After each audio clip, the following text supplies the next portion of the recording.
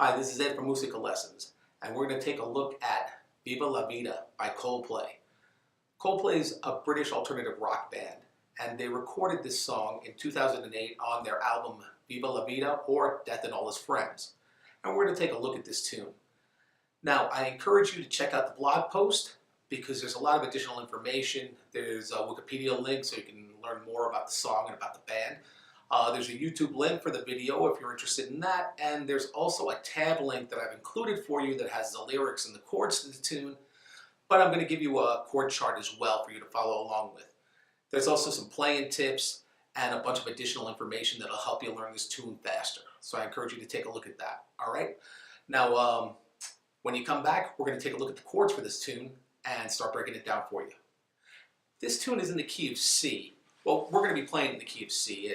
It's actually played with a capo at the first fret, so technically it's in the key of D flat. But we're going to play in C, and we're going to think in C. All right? It's 4 chords. The chord progression is simple. Each chord gets a measure. So the first chord is a C chord, and it's your typical garden variety C chord. Second chord is D. Third chord is G. Now I like the 4-finger version of the G chord where I'm using my 3rd and 4th fingers on the 1st and 2nd strings at the 3rd fret. I like the sound of that chord and I like the way it feels. And we also have a garden variety E minor chord. And that's it. It's just those 4 chords. Okay, so review those and we'll talk about the accompaniment patterns in a second. The production on this song has a lot of layers, it's got a string loop that goes on in there, and there's a lot of keyboard textures on there, so we're going to have to take that into account as we create our acoustic guitar accompaniment. Now, I prefer to use my fingers rather than a pick. You feel free to use a pick. I like that my fingers offer me a lot more options. Okay, so the basic finger style technique is we're going to assign a finger to a string. My thumb is going to bounce from the 5th to the 6th strings, and it does go down to the 4th string for the D chord. My index, middle, and ring fingers are going to work in string sets. They're either going to be on the 4th, 3rd, and 2nd string, or on the 3rd, 2nd, and 1st string.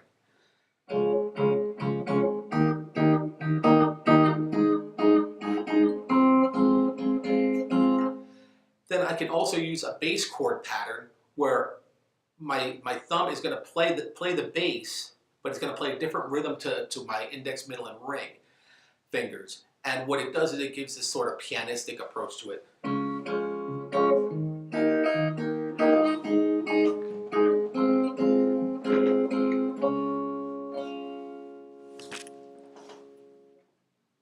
Then I also use an arpeggiated version.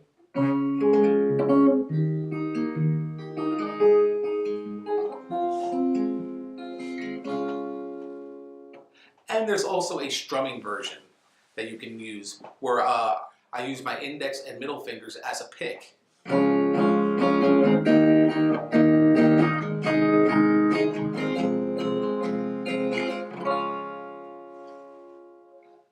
those are your accompaniment patterns. So we're going to take a look at the song form and apply those patterns to it.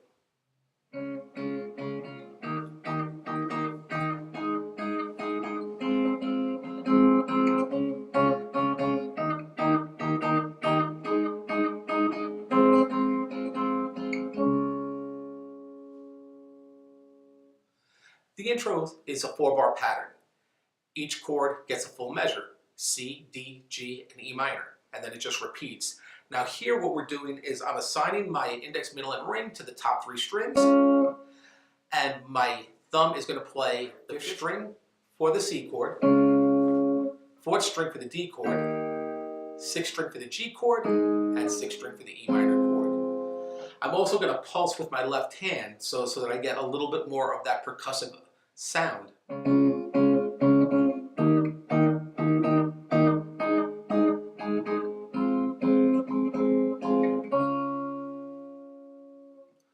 Okay, so for the intro, block chords and pulsing.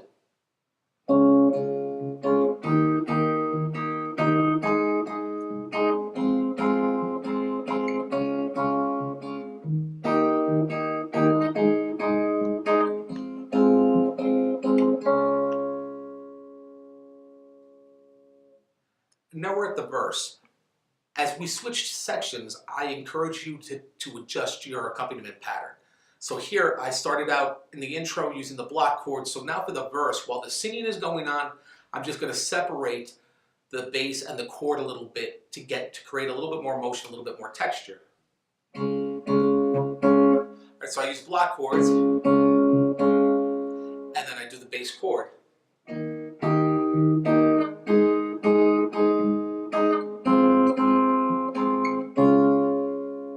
And you can vary it however you like.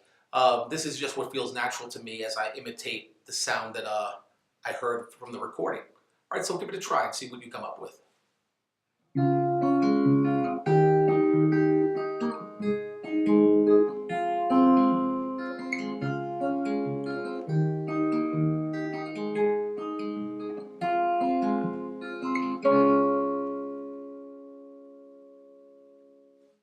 Now for the instrumental part of the tune, it's the same progression again. It just keeps repeating, so we want to change textures again.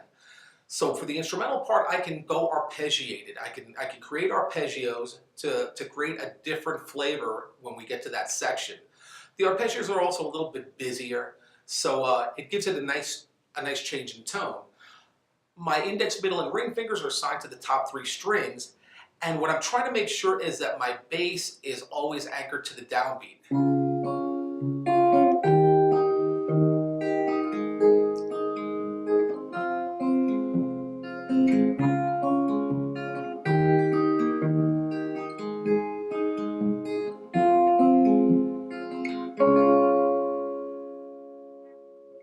And the arpeggiated part, I'm really improvising that. I'm just kind of making it up as I go along. And really, the only thing that I'm focusing on is trying to stay in time, trying to make sure that I keep the rhythm of the accompaniment steady. All right, so give that a try, and I'll see you back here in a second.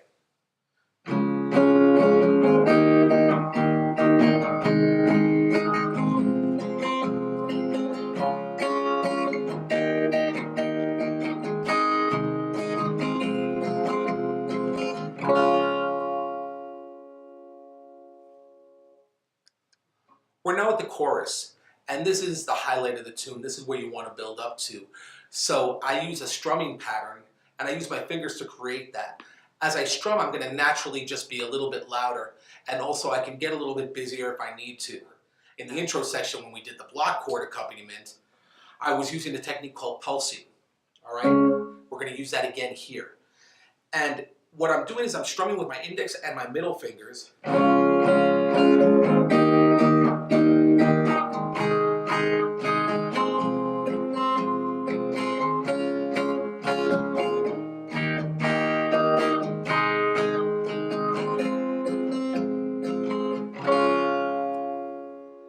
And I'm pulsing. Again, you could use a pick if you'd like.